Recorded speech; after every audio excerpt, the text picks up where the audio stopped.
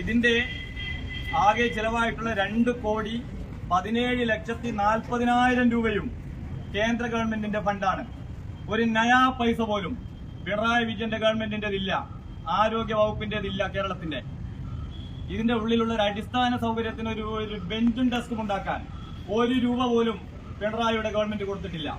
ഇവിടെയാണ് നിങ്ങൾ കാണേണ്ടത് 68,000 കോടി രൂപയുടെ ദേശീയപാത നിർമ്മാണത്തിൽ 23,000 കോടി രൂപ സ്ഥലം ഏറ്റെടുക്കാനുള്ളതിന്റെ 25% 5,750 കോടി രൂപ ഞങ്ങൾ കൊടുക്കുമെന്നും പറഞ്ഞ് 5,000 കോടി രൂപ മാത്രം കൊടുത്ത് ആ കേന്ദ്ര പദ്ധതിയെ അട്ടിമറിക്കുന്ന തരത്തിൽ സമാന്തര ഉദ്ഘാടനം നടത്തിയിട്ടുള്ള മുഹമ്മദ് റിയാസിനോടാണ് പറയുന്നത്, അന്തസ്സോടുകൂടി അഭിമാനത്തോടുകൂടി കൊടുത്ത 2,17,40,000 രൂപയും നരേന്ദ്രമോദി ഗവൺമെന്റിന്റേതാണ്.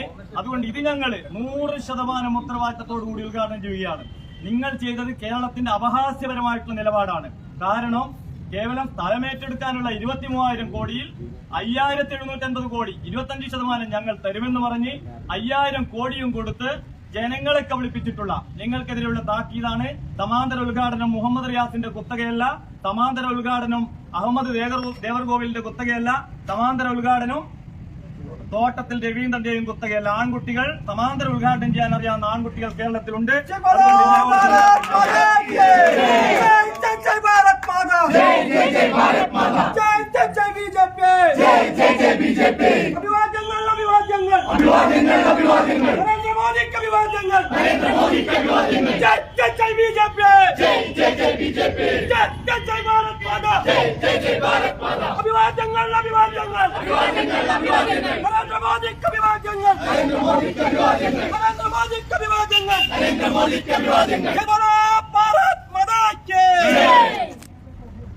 എന്താണ് ഇത്തരത്തിൽ ഈ ഉദ്ഘാടനവുമായിട്ട് വരാനുള്ള ഒരു കാരണം എന്താ?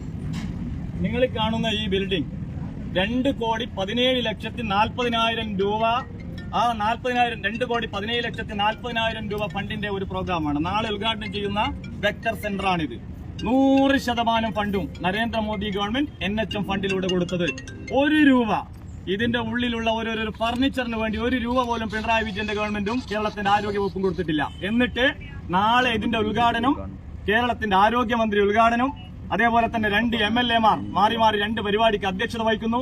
ഞങ്ങൾ ചോദിക്കുന്നു, എന്തേ ഇന്ന് ഹൈവേയിൽ റോഡ് ഷോ നടത്തിയിട്ടുള്ള മുഹമ്മദ് റിയാസിന്റെ സ്വന്തം ജില്ലയിൽ ആദ്യം ഇവിടെയുള്ള മന്ത്രിമാരെയും MLA-മാരെയും ഒന്ന് നിങ്ങൾ ഇക്കാര്യങ്ങളൊക്കെ ഒന്ന് അടിസ്ഥാനപരമായ കാര്യങ്ങളൊന്ന് പഠിപ്പിച്ചു കൊടുക്കണം.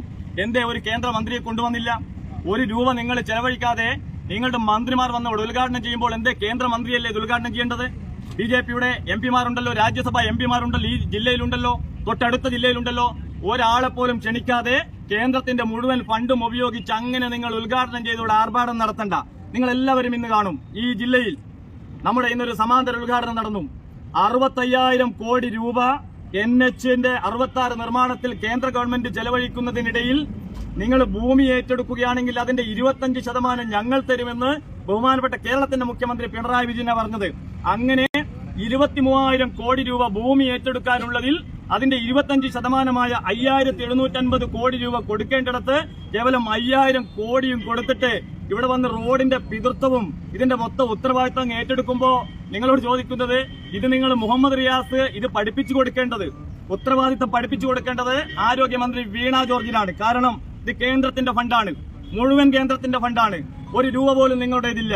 അതുകൊണ്ട് സമാന്തര ഉദ്ഘാടനം മുഹമ്മദ് റിയാസിന്റെ കുത്തകയല്ല, സമാന്തര ഉദ്ഘാടനം എന്ന് പറയുന്നത് തോട്ടത്തിൽ രവീന്ദ്രന്റെ കുത്തകയല്ല, സമാന്തര ഉദ്ഘാടനം അഹമ്മദ് ദേവർകോവിന്റെ കുത്തകയല്ല.